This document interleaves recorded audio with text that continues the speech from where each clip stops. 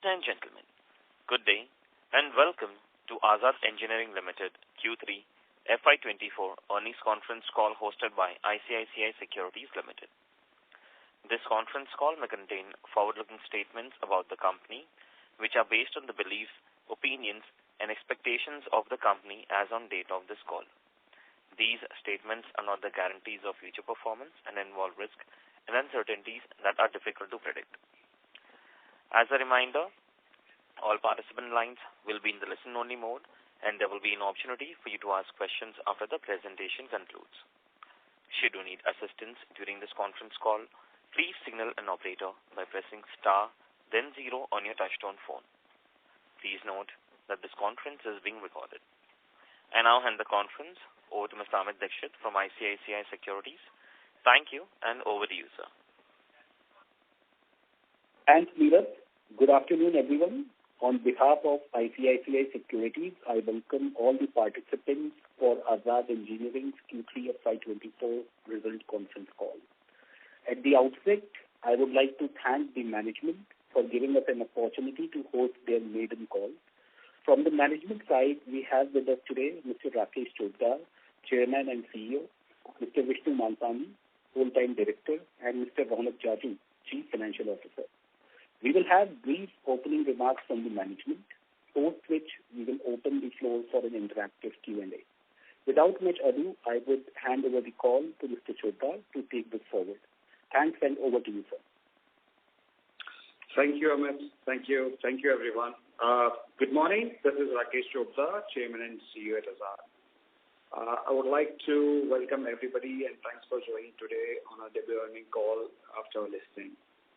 On this call, I have with me our whole-time director, Mr. Vishnu Malpani, and our CFO, Ronak Jaju, and the SU team, our investor relations advisors. The results and presentations are uploaded to the stock exchange and the company website. I hope everybody has had a chance to look at it. We are pleased with the positive response to our initial public offering, which we wish to offer our heartfelt gratitude to all the shareholders and everyone who was part of our IPO journey. The IPO has strengthened our balance sheet and will help us to achieve the increased profitability through lower interest expenses with simultaneously bolstering the planned capacity expansion. We have achieved our highest ever quarterly performance in terms of both revenue and profit during this historic quarter. Both Q3 FY24 and 9 months FY24 revenues increased by 49% year-on-year. Our quarterly performance aligns with the consistent financial growth we have achieved over the years. Before we delve further into the quarter performance, I would like to give you some background on our company as this is our first earnings call. In the year 2008, where I started, Azad was established, and we were just with one machine, and I was a self-operator on that. So basically, it's a very scratch story. Now, 16 years, we have more than 300 machines and 1,000+ very strong team.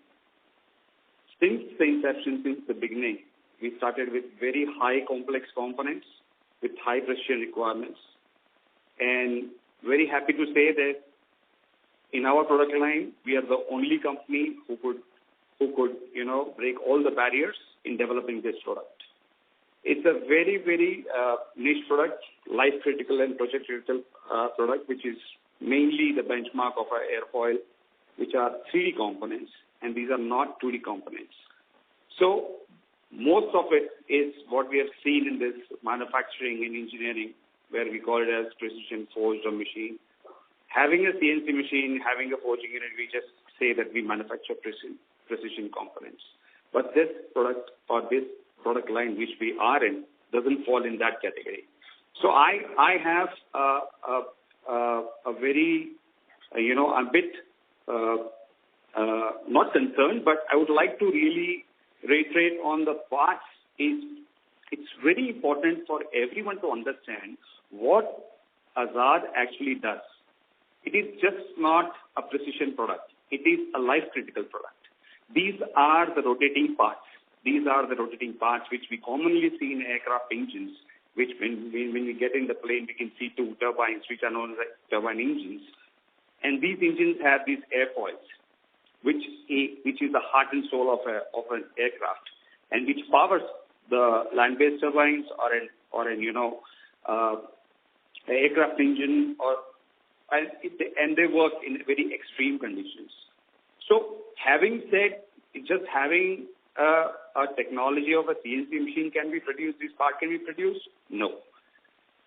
In order with the customers, what we have it, they're very niche, right? And having said that, these products being very critical, so is the acceptance. So the acceptance, the approvals, the qualifications. This is what, when it's in place, this is where we start getting orders, and orders get revenues. So all these 15, 16 years, the hard work what Azad has done, the whole team has done, is to get the qualifications, get the approvals, which is not easy, where it's not just that someone has 500 crores or 1,000 crores money, go buy the technology, produce these parts. No, it doesn't work like that. So for me, it's very important to make people understand this is not so easy to break these barriers and compete in the world, which is in China, Japan, Europe, America. So these are the countries where Azad is competing. I would say India is competing. So having this position, we feel very proud. And the recent addition of the Rolls-Royce contract, what we have received, these are the most critical components which are utilized in the engines of a fighter jet or a military jet. So just imagine having approvals for these kind of parts, such complex parts, companies like Rolls-Royce placing an order on Azad. That's the trust Azad has gained. That's the trust India has gained. So we feel very proud, and I wish everyone listening to this do visit Azad facility, witness what we are trying to say. I'm sure it's not easy to understand what exactly I mean by making this statement of the product line which Azad is in today. So our products are very niche, as I mentioned, very life critical, and all being tackled is like exotic alloys. It's not the normal stainless steel, or it's not the normal material where we see in the entire industries. So these engines are in the land-based, aviation, and space. For the land-based, we call it as energy. For aviation, we call that in A&D and in space. And this is widely used in many sectors and very, very regulated. Very, very, it's a very highly regulated industry where not everyone can break the barriers by just putting a CNC machine or just having tons of money in the pocket. Anyway, we commenced our operations in the energy sector, and today we have, come up a long way from in the clean energy segment, serving the nuclear, hydrogen, gas turbines, and also spread ourselves in the aviation. So aviation, we just came in, right? We took the long experience in the energy segment, which has put us in a very great sweet spot that now we can handle the aviation industry. Again, these are not some simple parts. Again, this is not an armrest of a seat that an aviation industry requires. These are rotating parts of an engine. So there is a lot of difference that everyone has to understand, and what it takes a buyer that puts in parts manufactured at Azad, manufactured in India, which goes straight in the engine, 35,000 feet above in the air, and just imagine if something goes wrong, that's what nothing goes wrong, it can be catastrophic. So the whole idea is to make people understand, give an education, give a widespread thing that, yes, now these are the parts never seen in India before, we got in here. That's why people are struggling to understand what exactly Azad does. So, ladies and gentlemen, for me, it's very important for everyone to make you realize that please understand what Azad is doing, and it is just a start. These qualifications are just finished, and now is the time that we are going to see a a very good positioning of Azad. Our extensive experience in manufacturing cables enables to obtain the qualifications of new customers significantly lower lead time. So it's not just that a price comes in first. Are you cheaper? You have a CNC shop. Are you cheaper? No. In our products, can you manufacture? Are you capable? Are you able? Can you consistently produce this part? And then the price is asked, okay, at what cost? So that's the level of the barriers which we have to cross, where the price comes last, not the first. Right? So this is what I just wanted to give a very brief background of the company. And now, as compared in the segments where we have come in, is we are already at a various stage of qualification still going on, and a multiple marquee customers, and you name our marquee customers, we are there with them. And during this quarter, as compared to the same period last year, as a result, the contribution of this segment in the quarter has gone up by 17% in comparison and 10% in the Q2 FY24 as well as the Q3 FY23. In fact, we have recently signed, as I mentioned, on the 7-year contract with the Rolls-Royce, which is we are very proud that these parts have come to India. In the coming years, we expect the aerospace defense business to contribute to our revenues on par with energy segment, with oil and gas in coming second. Again, we started with niche. We are maintaining our legacy. We would like to be in niche, where we draw our expertise. The numbers, what you see, the perception, and moreover, the optics, the profits, the EBITDAs. Please understand, and my colleague Vishnu will take you over that. Please pay attention why this PAT is less, why this EBITDA is less, and it's just optical. I wish that we could clarify this, that every aspect has to be understood very well. So that's from my side, gentlemen. I pass on, hand over to Vishnu. Thank you, Mr. Chopra, for giving a good sense of the business to our audience. I hope we've been able to clarify and communicate some of the questions that you might have. While Mr. Chopra has given us a good top-level summary of where we are headed and where we are, let me give you some texture and flavor to our end markets and what our plans ahead are, because I'm guessing a lot of you must have questions on what are our end markets and plans. So let me give you a quick sense of that. So it's important to note that our end markets are highly regulated. This is a question that we keep getting from a lot of analysts, that, we have a very high concentration risk. But I would like to take this opportunity to come out here and say that, this industry is highly regulated and highly concentrated, right? The industry does not have a lot of large players. If you look at energy, GE, Mitsubishi and Siemens, between the three players, 70% of the industry is covered. If you look at aerospace, Boeing and Airbus together take about 91% of this industry. So for us to find a new customer here is a challenge. Our diversification strategy is to do with the product line that we make. Our diversification or our uniqueness is the positioning that we've achieved because of the product line that we are manufacturing, and that's why we're unique. Today, our esteemed clients cover about 70% of the end-user markets which we are present. So, you look at whatever segment that you want, whether it is energy, aerospace, defense, or oil and gas, we are working with the sector leaders there. Today, we address about $28 billion plus market between airfoils, engine components, hydraulic parts, flight control parts, and air generation systems. All of these, for these 3 or 4 sectors, clean energy, aerospace, defense, oil and gas, and SPS. Our core end markets are extremely robust and expanding. You would have seen that the aerospace and defense industry is growing at about 9% CAGR. Similarly, the oil and gas industry is also growing at about 7%. So we have a very, very robust and expanding end user markets. Today, when you compare our business and you look at our wallet share, you would see that we have less than 1% wallet share. Now, I would like to see this as an opportunity of us scaling up to the highest levels, because for us to get to this 1%, it has taken 15 years of hard work, 15 years of commitment in the business, while we were constantly reinvesting to get to this point of inflection. Now, I look at this 1%, less than 1% wallet share as a great opportunity for us to move forward, right?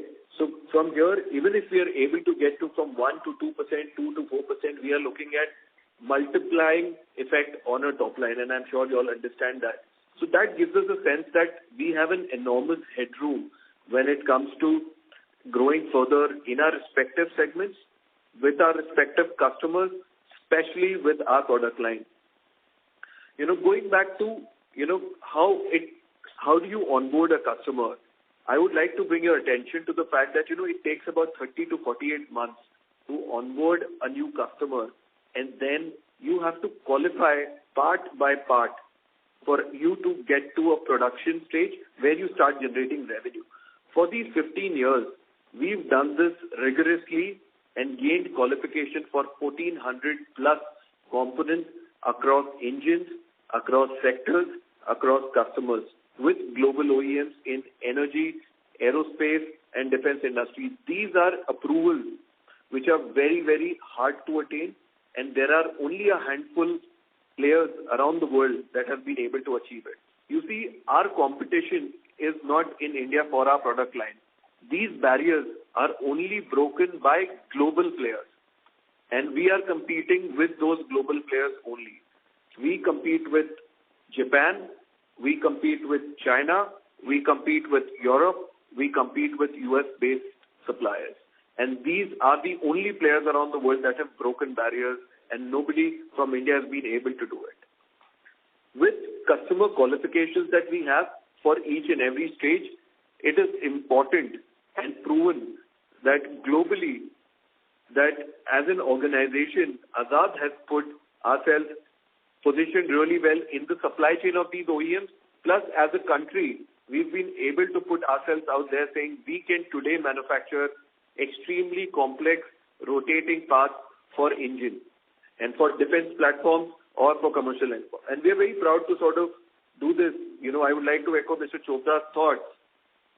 And, the fact that this is a big milestone, not just for Azad, but for our country. And I'm sure you should all be a part of it because, this is a big milestone, in our journey, in our building, in India building the aerospace, defense, and precision engineering ecosystem for us.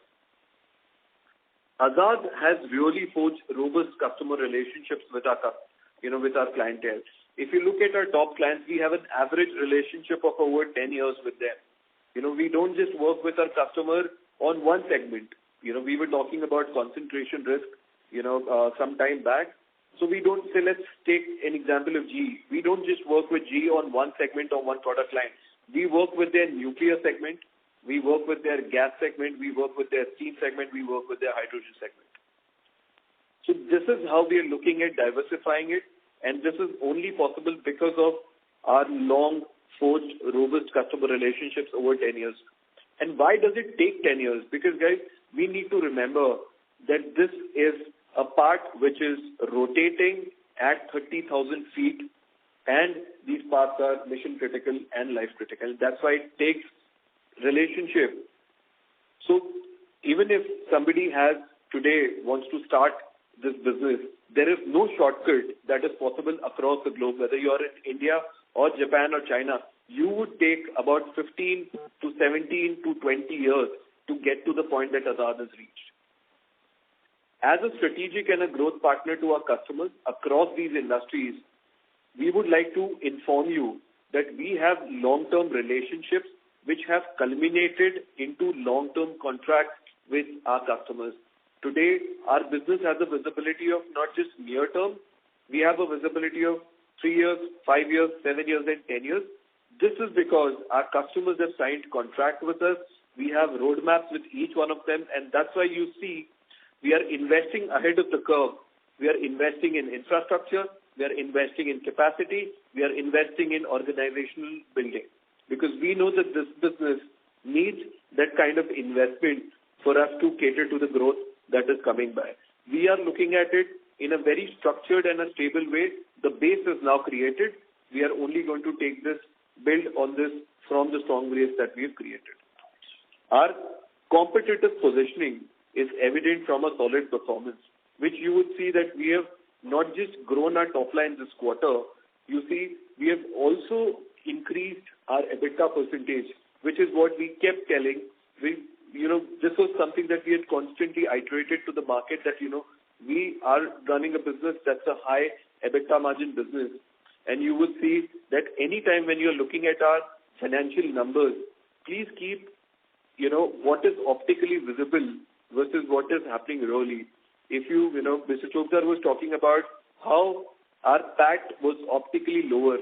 Most of the questions that we had received over our last calls or meetings, etc., was why did your PAT drop to 8 crores in FY23? And we constantly explained the fact that, we had convertible debentures. And, one of the questions that was put to us was, your debt is about 300 crores for a company of your size. And we had explained to them that, this is not pure debt. These are convertible CCD instruments. And these instruments are going to be converted to equity, and the investor will take an exit in IPO. And that, my friends, has actually happened. You see, by the end of September, our gross debt was about over 300 crores. And in the December quarter last year, when we did our initial public offering, our investors converted the convertible instruments into equity, and they have, taken an exit. So today, if you look at it, as on day, if I have to speak about it, through the IPO proceeds, our debt has been completely paid off, and today our debt is under, 30 odd crores today. That's barely anything compared to the 300 crores that was being optically shown, and that is why you see our profit today has gone up. I would not say that, we have grown up 6 times or 7 times in terms of profit. This is a consistent performance. The PAT drop in last year was an optical matter because of the coupons that we are paying on the CCD instrument, and that is why it had happened, and also a couple of one-time impacts that was because of redemption of debentures. I'm sure you would have read our financials, and this will be aptly clear.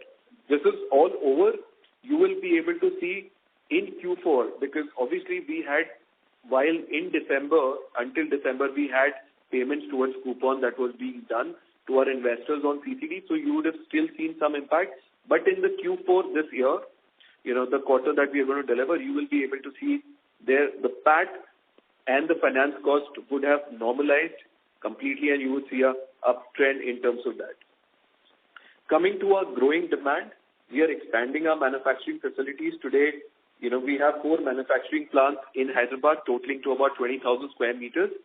We have acquired 170,000 square meters more on top of it, which is 8 times of the current capacity.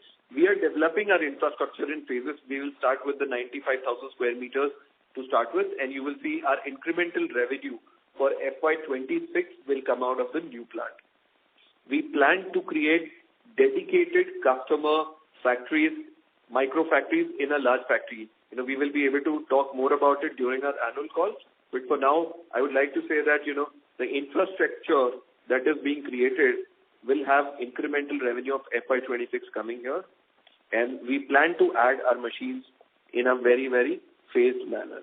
So with this, I would like to say that there is a lot that is going to happen with us. And I think the story for Azad is unfolding. We are at the brink where we are today having a wallet share of less than 1%. We are in the right kind of sectors with the right kind of customers and product line. So we have a unique positioning. We hope that you understand what we've communicated, and we will open the house for questions in some time. I would now request my colleague, Ronak Jaju, who is our Chief Financial Officer, to maybe give a glimpse of our financial performance. Ronak, over to you. Thank you, Vishnu. Firstly, we'll talk about the consolidated financial highlights for the quarter. Our revenue stood at 89.2 million, which is a 49% growth on year-on-year basis. Our revenue are growing at a healthy pace. We are positive to maintain this trajectory in times to come, and we are hopeful that we continue this growth over the years to come. This growth is led by strong sales in both energy and aerospace segment, where our energy segment grew at 36% on year-on-year basis on a large base, and our aerospace and defense registered 157% year-on-year growth at a small base. Our consumption percentage as a sales has reduced from 13.3% to 11.6% during the quarter. This was mainly because of change in sales mix, and we are glad to inform the market that we have qualified few of the Indian mills where we are getting the better price, and the lead time for the raw materials has decreased drastically for the company. Our employee cost has shown an increase in the line with our growth in the top line. Our operating excellence is the focus area for us. As a result, we are able to achieve certain process improvements, which resulting into the 5% reduction in other expenses.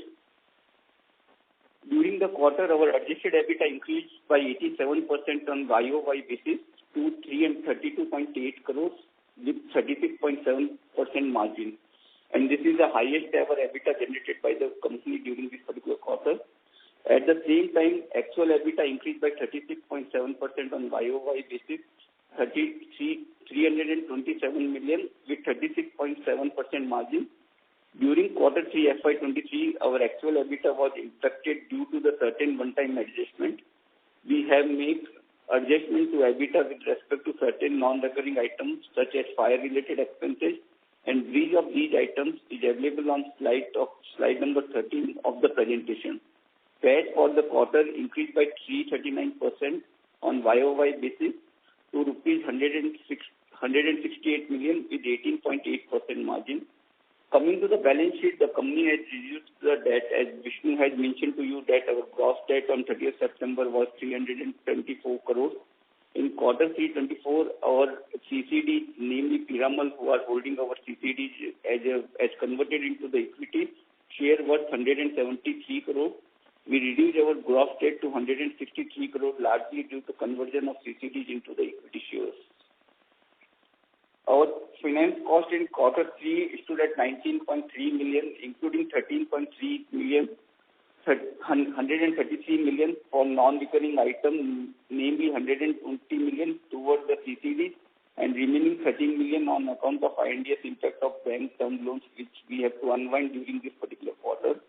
With these two non-recurring expenses not forming part of our future finance cost, to reduce quarterly financial cost to the third, and that will be reflected in quarter 4 onward results, where our finance cost will be normalized and we see a better PAT margin coming forward.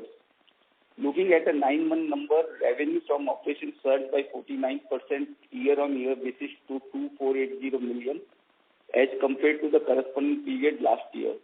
9-month 24 adjusted EBITDA grew in line with revenue and stood at 857 million with margin of 34.5%. Net profit for 9-month 24 was 437 million compared to loss of 64 million in 9-month 23, and there was adjustment during the 9-month 23, which we there in the slide number 31 if you go to the presentation. I am opening the floor for question and answers now. Thank you very much. We'll now begin the question and answer session. Anyone who wishes to ask a question may press star and 1 on their touchtone telephone. If you wish to remove yourself from the question queue, you may press star and 2. Participants are requested to use handsets while asking your question. Ladies and gentlemen, we'll wait for a moment while the question queue assembles. Participants, you may press star and 1 to ask a question. The first question is from the line of Vineet from Investec. Please go ahead. Hi, good afternoon, Rakesh, Vishnu, and Ronak. This is Aditya from Investec. Once again, heartiest congratulations on a great IPO. Just a couple of questions. Obviously, very, very encouraging set of results. Want to understand that we had pretty decent gross margins this quarter, higher than what we usually used to record. So what are all the factors that have contributed to it? And would you be expecting gross margins to be sustaining at these levels or reverting back to slightly lower levels?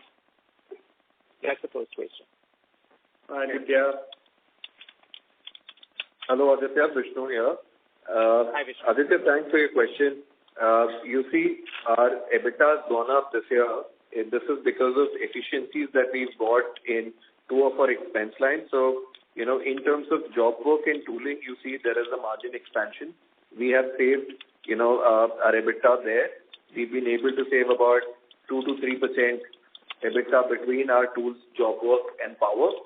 That was a result of, one, backward integration that we've done in our business, and the other one was a lower, power charges due to installing, a direct line of power in our business. So we were able to save about 3%, and that's why you see there is a margin expansion that has happened in our business this quarter. And this is a sustainable impact. This should continue. Aditya, this is Rakesh. As again, I would like to, give a note to everyone that these products are not standard, right? There is a continuous innovation. There is a continuous process improvement, which is not only today, it is visible for tomorrow as well. So these are the improvement points, this is always will be available and which we are just exploring in every corner. Sure, understood. On the backward integration side that you referred to, it would be great if you could share some more details. So, sure, Aditya, I think it's a longish discussion, but I can tell you that we were sending out our product for a special process outside. Now, what Azad has done is we have we decided to make an investment on this special process about a year and a half ago. We invested capex on it, and then to develop capability, we built capability on it, got that special process qualified with our customers. Now we are able to see an impact of this in our business because we've started, producing parts on that special process, and that's why you see an upliftment in the operating margins that we have, and this will continue. Yeah, this is a sustainable number. This will continue. Perfect. That's great. My second question is on the Rolls-Royce contract that we've won for almost 7 years. Any further details that you can share on it? What could be the revenue potential? How large could it be? And how exactly the ramp-up is likely to be taking place? Yeah, Aditya, this is, please note, like Rolls-Royce has got two divisions. One is a commercial, one is a defense military. So we have license, we got approval. We have a US license to produce this part. Azad got the license to, produce these parts, and these are very highly confidential, and we can't give you much statement as because this is a military program. This is from Rolls-Royce Defense. This is not from the Rolls-Royce Commercial. Of course, it falls under one group only, but we cannot reveal much detail because of the military protocols, and we have a license from the US government to, so we have to keep a bit of things confidential, but you are most welcome to visit the facility where we can give you we can give you an, idea, or we can give you some kind of, guidance what exactly these parts are. Perfect. That's great. And for something like this, also, Rakesh, would we be required, or do we intend to be setting up a dedicated facility, given that there's going to be a confidential program and could possibly be a pretty large opportunity? Not really. For the confidentiality, it's a standard NDA, and we are, right from inception, as I mentioned you, we work in a very niche segment. So that's a culture already built in Azad, having these confidential informations. And talking about the facility, as Vishnu also mentioned, this is just the start of a big ocean, right? And getting our foot in the door is the biggest thing. It took us years of dedication and qualifications and approvals what we have got, and this is where the opportunity started. And this is something that beyond, it's a beyond numbers what we can imagine what the numbers are. So definitely we would love to, set up a separate factory for Rolls-Royce within the new facility. Thank you. Yeah. We need our request to come back for a follow-up question. Thank you. Next question is from the line of Kamlesh Jain from Lotus Asset Managers. Please go ahead. Yeah. Thanks, Rakesh and Vishnu, for elaborate explanation of your business. So it's a strong set of numbers, and I believe a strong future ahead. Kamlesh, sorry, but can you speak a little louder, please? Yeah. Am I audible now? a little better. Yeah. So thanks, Rakesh and Vishnu, for elaborate explanation of the company. And just one question on the expansion side. Like say you mentioned about 170,000 square meters which we have recently acquired, but how the capacity would pan out over the years at those locations? Yeah, see, Kamlesh, thanks for the question. As mentioned, we were aware what's coming, right? When we were finishing our gestation period of 15, 16 years. And as I mentioned earlier as well, we just put our foot in the door, and we know what is exactly coming, right? And we have to prepare well for this. And this is not something normal general engineering or automobile or something that we can plan for 1 year or 2 years. But this is something that you have to plan big.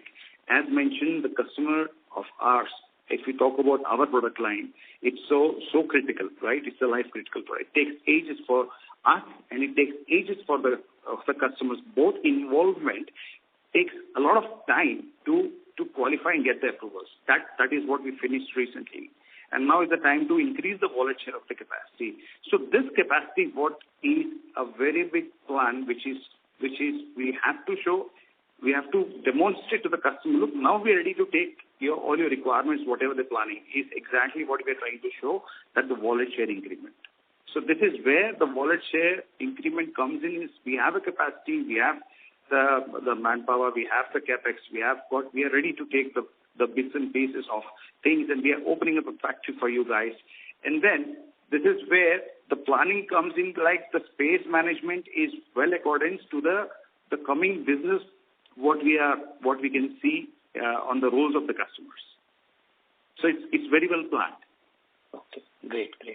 But current capacity is around 158,000 hours per annum. But and we have bought these land parcels, keeping in view that it would be expanded over a staggered manner.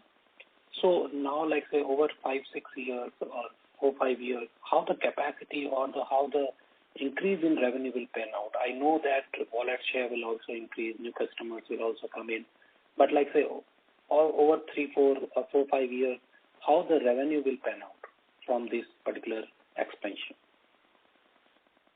So I think I'll just pass on to Vishnu, because on the numbers, what the guidance, I think we have to be, we can just, I think we can take this.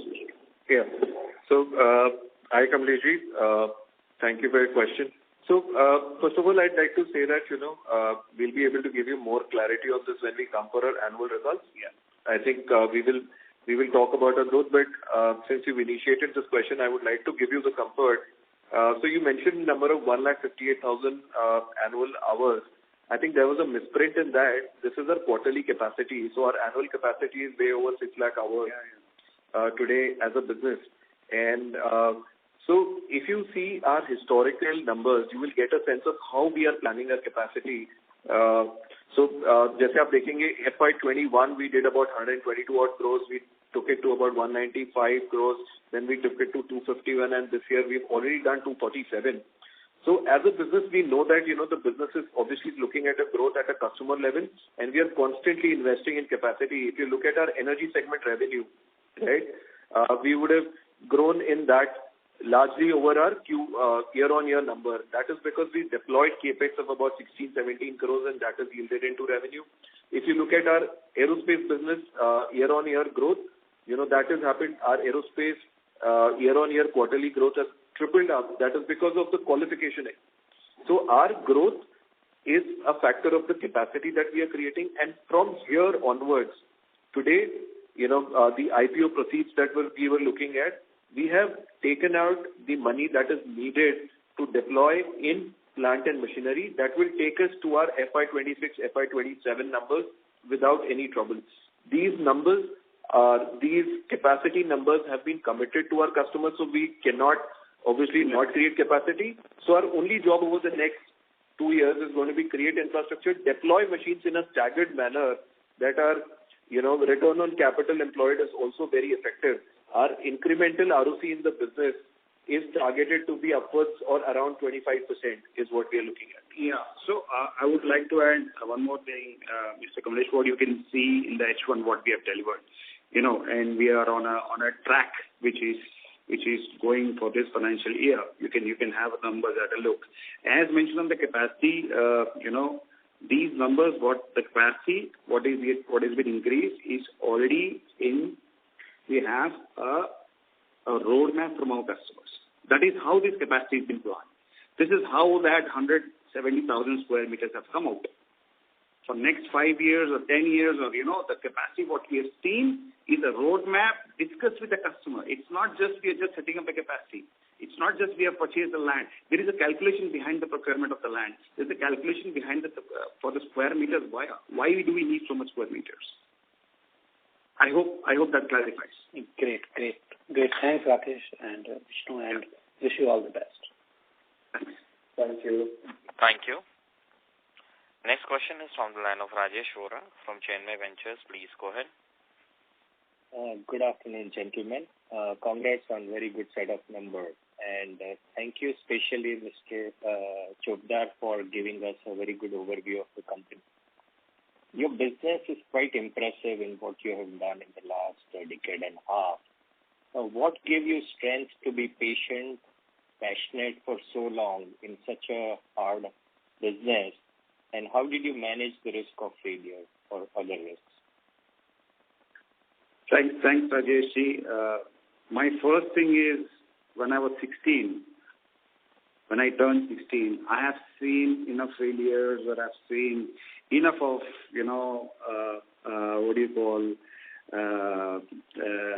struggle, So I think my quota got finished there, just on a lighter note.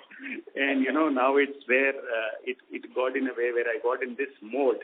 And the biggest strength is what I can feel now after realizing, after talking to people like you and the whole world, that, I'm very passionate. Fine. Thank you so much for that. But also my team, what I have built over these years, and the infrastructure, the culture, and, the willingness to accept challenges and, give results in a very favorable way.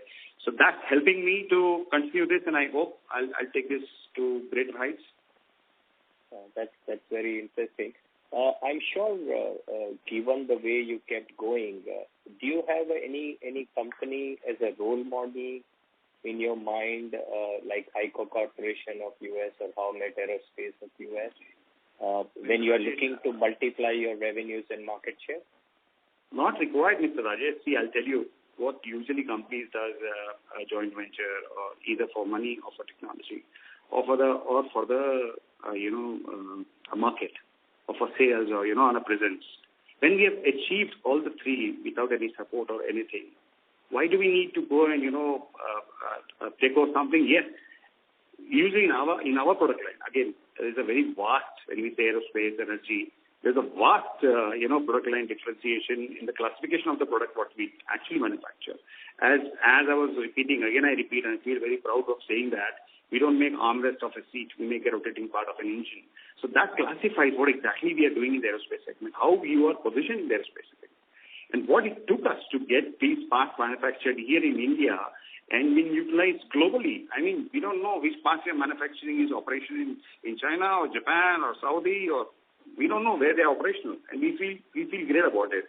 And to follow someone, trust me, if we try to follow someone, we exactly do what others do.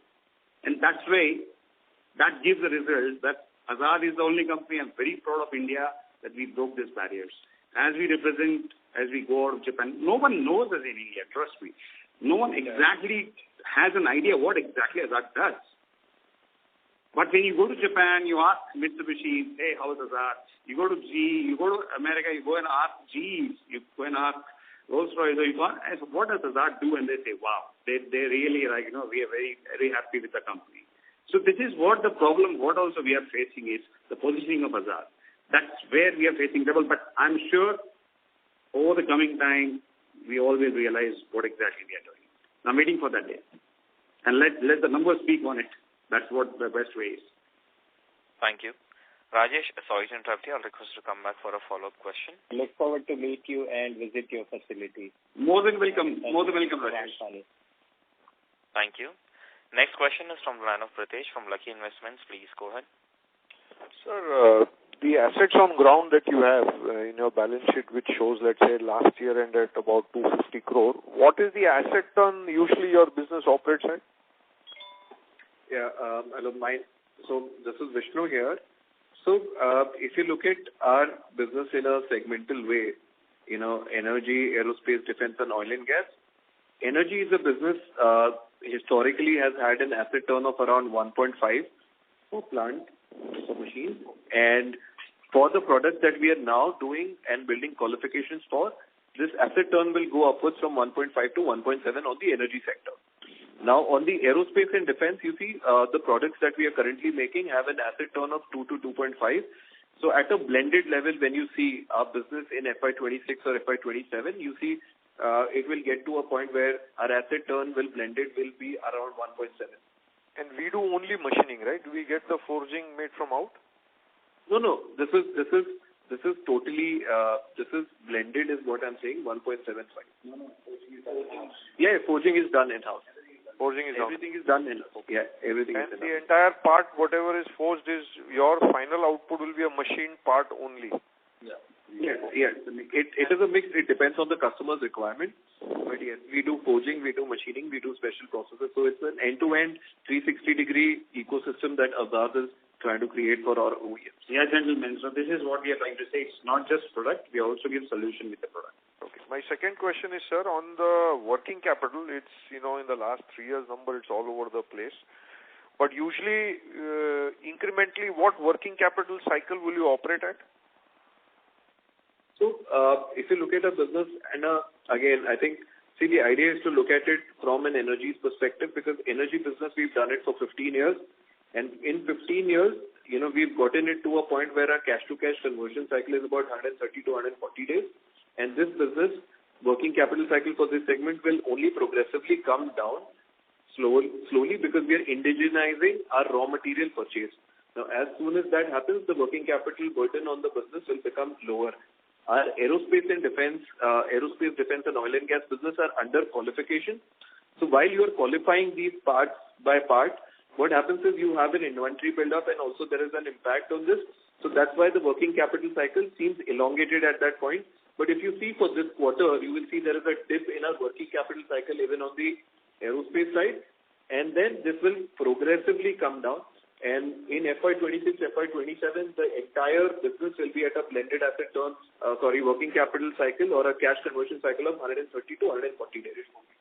Okay, so your blended cycle incrementally should move towards 130, 140 days.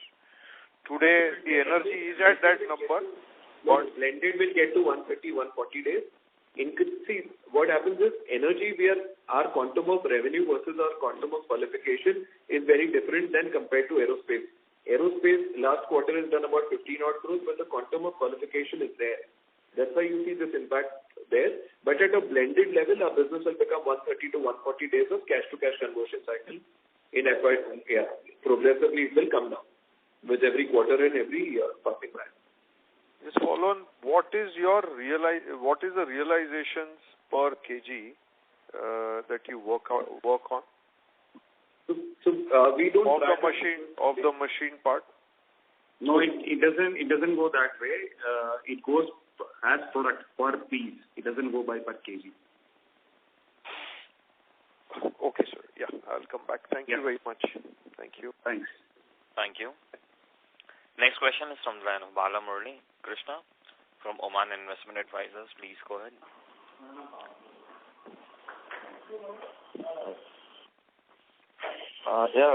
Good afternoon, and congratulations on great set of numbers. I would like to know that in the defense and aerospace sector, what could be the percentage of contribution down the line 3-4 years? What are you expecting from that sector? Yeah, thank you so much for the question. Again, we would like to start. Azad started from 2008, right? And it took a footprint in the energy sector first. And as it took longer and longer time to cover all the parts part-by-part qualification, approvals and all. It took a lot of time. Only 1920 is where we stepped in aerospace. But the beauty of Azad is we are not a startup in aerospace. Already the center of excellence for manufacturing airfoil. So everyone has to understand what airfoil is. It's a three-dimensional product, right? And this three-dimensional product is very highly regulated product. So having that experience, when we ventured in the aerospace sector, though the number looks smaller, but that's going to scale up drastically in the coming time. And that's evident, you can see the Rolls-Royce contract, which has come for 7 years, and we are bound to supply these parts and many more in pipeline, right? So in these sectors, the growth is very massive in next coming 3 to 5 years. Okay, just understood. And just a follow-up on that. So the incremental revenue in this sector will be like, suppose if this aerospace sector. So that it depend on the additional products you develop or depends on the OEMs or the additional aircraft OEMs are producing. Yeah. So, sir, what numbers we are talking are very large, right? They are very, very massive. What has been taken in consideration the next 3 to 5 years, we already have it in hand. And, this is all is going to be add-ons. And this is what we are trying to, make sure that the growth which is lined up for the coming years is already secured. Okay, good, sir. And lastly, on this, any other new product development which is already developed and which is under evolution by the sub OEMs? For example, I'll give you one example. What contract we have signed? Like, any X company, any one of the engine manufacturers, okay, one of the engine manufacturers got, say, 10 different models of the engines, right? One may go in A320, one may go in A350 aircraft, one may go in 777, one may go in 380. There are many crafts, many varieties of commercial and defense aircrafts. And every engine is designed as per the aircraft design, right?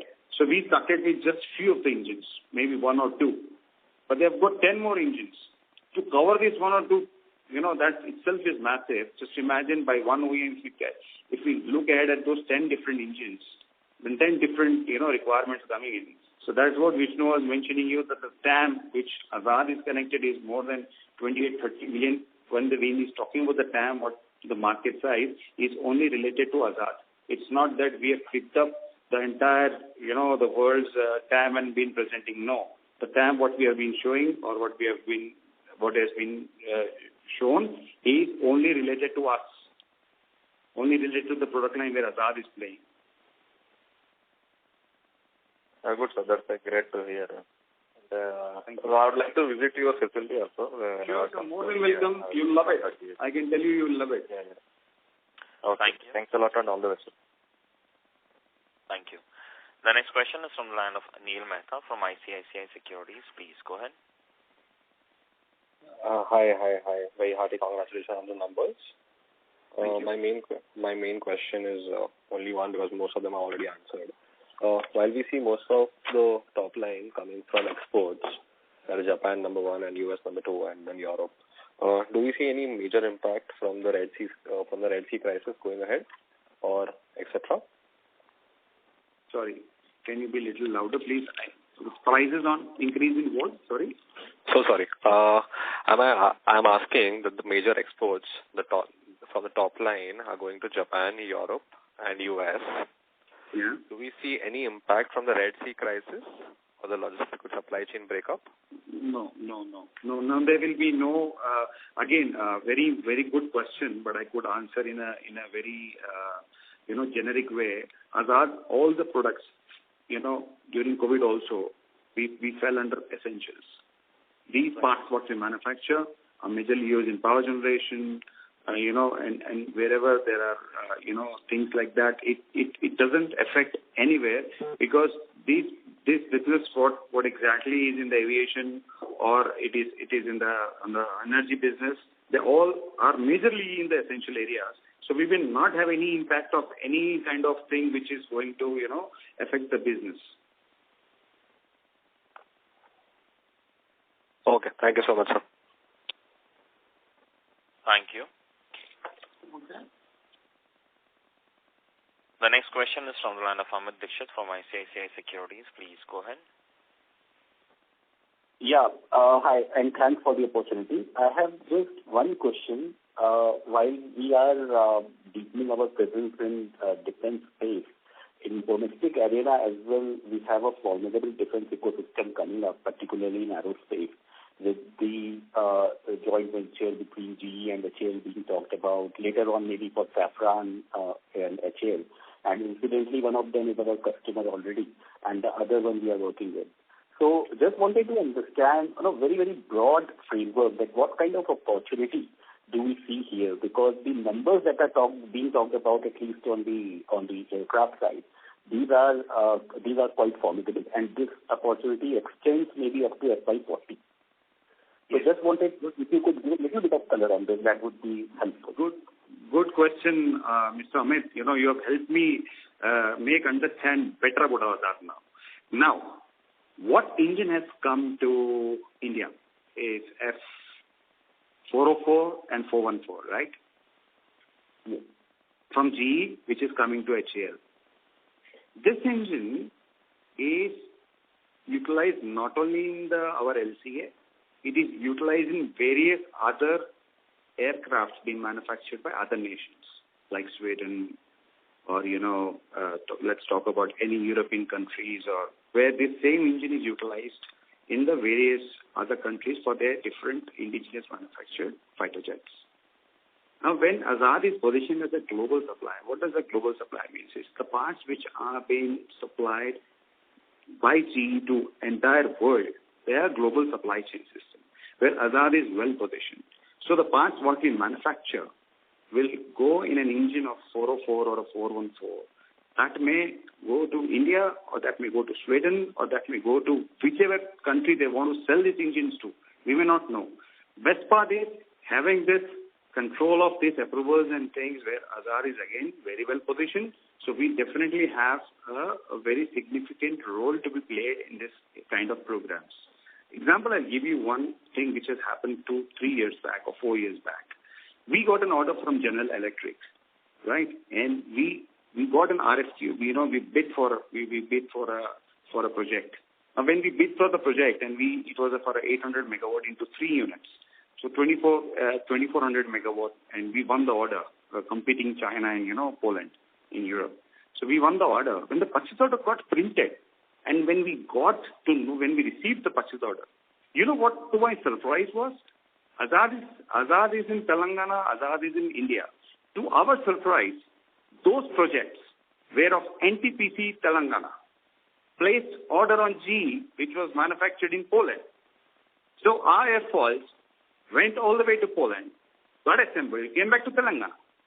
So such examples, that's the beauty of a great positioning, what I was talking about. We are positioned globally. Our parts, what we manufacture and supply, goes to which part of the world, we will not know. So just a follow-up on this, while we are at it, the government's endeavor is to push Atmanirbharta in different space. Also, there is an increased level of digitalization. And we are already, as you mentioned, 404, 414, and Safran engine will be co-produced, co-developed in India. So I think we have an excellent opportunity over here to kind of expedite our registration. So I would say this is an add-on to us. This will be a great bonus to us, and we'll be happy to serve this. And best part is we have immense experience already, so I think we can handle it. But one thing, Azad would like to maintain the legacy of the complex parts, and we would like to continue that. And it is a great opportunity till very long run. It's not just today, tomorrow, 1 year, 2 year story. This is a very, as you rightly said, this may go up to 20, 30, 40, 50. Great. And the last one, if I can squeeze, is that after Russia-Ukraine war and, with Palestine-Israel conflict also flaring, and now there are reports of U.S. also attacking Syria or whatever. So in this arms race, do you see any traction in ordering for us going ahead? No, Mr. Amit. It doesn't come at all in our cases or some. Only, we when Ukraine-Russia war came in, where we faced the problem the most? When we were raising funds All the investors were, they went away here and there, but our customers were still there. On a lighter note, I'm just trying to say that was the time we were raising money we were on the verge of raising money. So what we found different is in the financial fraternity, not in our customer fraternity. It was on a lighter note, guys. Okay, sure. That's it from my side. Thank you and all the best. Thank you very much. I now hand the conference over to the management for closing comments. So, I would like to request Mr. Chopdar to go ahead and give the closing comments. Okay, thank you so much, everyone, for your time and spending time with us during this call. It was quite informative, and being the first call of ours, and we will get more trained, what to speak, what not to speak. We were a bit confused, and maybe we could give all the appropriate answers, but if not, apologies for that. And any other things are there, guys are most welcome to visit us. With this, I conclude the call. And if you have any further queries, please contact SGA or Investor Relation Advisors. Thank you all for joining us today. Take care. Thanks, everyone. Thank you very much. On behalf of ICICI Securities Limited, that concludes this conference. Thank you for joining us. You may now disconnect your lines. Thank you.